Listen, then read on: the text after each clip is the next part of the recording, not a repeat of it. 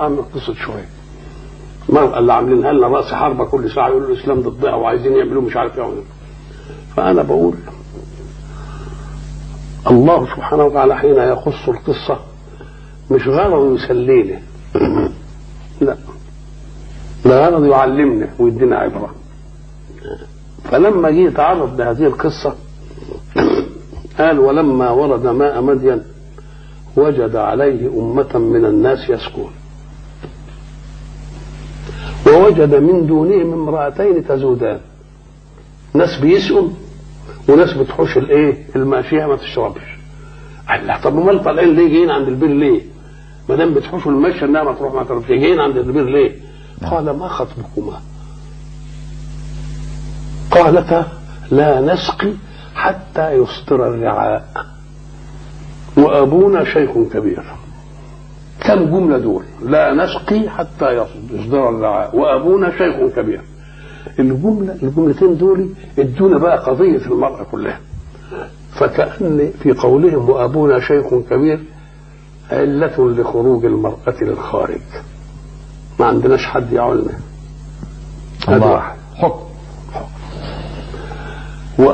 ولا نسقي حتى يصدر الرعاء، مش الضروره خلتنا نطلع بره بقينا صبيان ونروح نزاحمهم، برضه نستنى لما يمشوا لحالهم واحنا نروح لحالهم.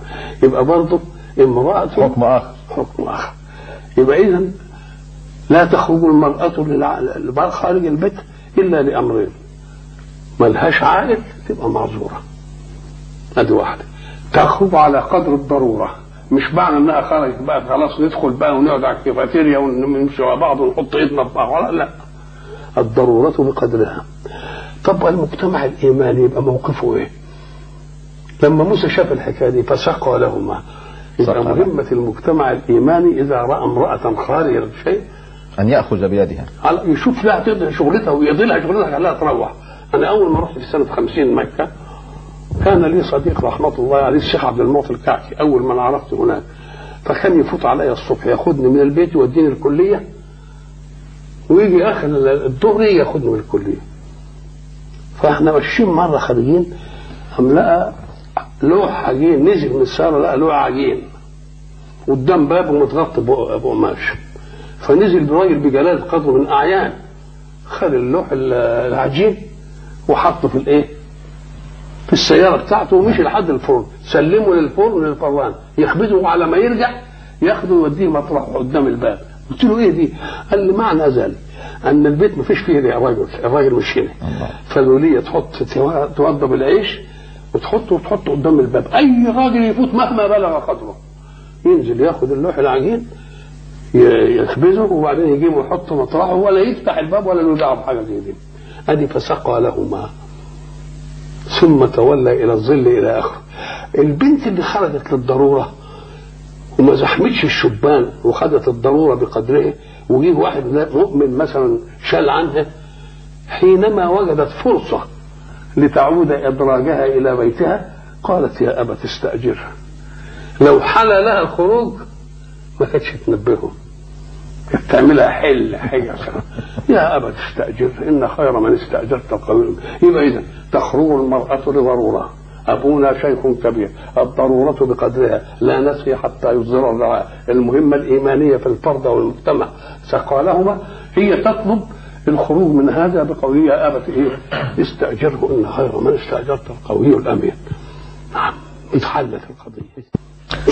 ثم المراه عاملينها راس حربة بس يدخلوها بس لأننا امسكها من الأول كده، من أول ما اتخلقت. آدم كان وياه حواء ولا لا؟ نعم. وفي الجنة. نعم. الجنة دي يعني مش هي الجنة بتاعت، لا، الجنة مكان مهيأ فيها الحياة، عشان هو بيعمل له تدريب على مهمته في الحياة. التدريب قال له: أنا أكفيك وأقعدك في الجنة تاكل منها اللي أنت عايزه، بس ما تقربش للشجرة دي. يبقى التدريب على ايه؟ افعل كذا ولا تفعل كذا، ادي المنهج، مش كده؟ تمام. وبعدين قال له لما جه بقى يخرج قال له: انت خدت التجربه وشفت لما ما خالفتنيش عورتك ما ظهرتش، يوم ما خالفتني وكلت من الشجره خرجت بدت العوره. ازاي؟ ايه اللغز ده يعني؟ ازاي يعني؟ لكن لما كان بياكل بامر الله ولا يروحش للشجره، كان ربنا عامل له روجيتة اكل يديله الطاقه ولا يديش فضلات. لما لخبط كان كبت بطنه. اذا اوعى تخالف منهج ربنا، لكن خالفته هتبدو عورتك. فبدت لهما سوءاتهما.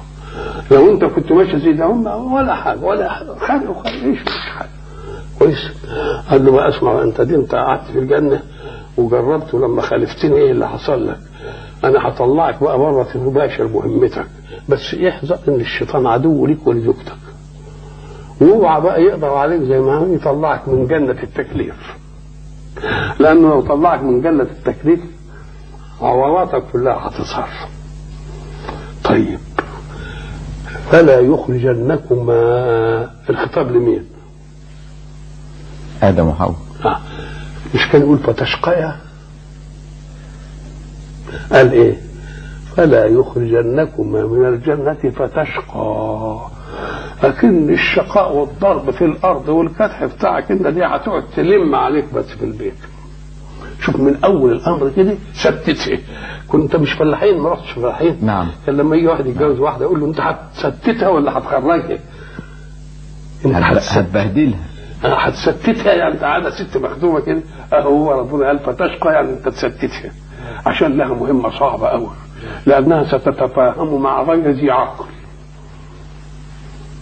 فلازم تريحها.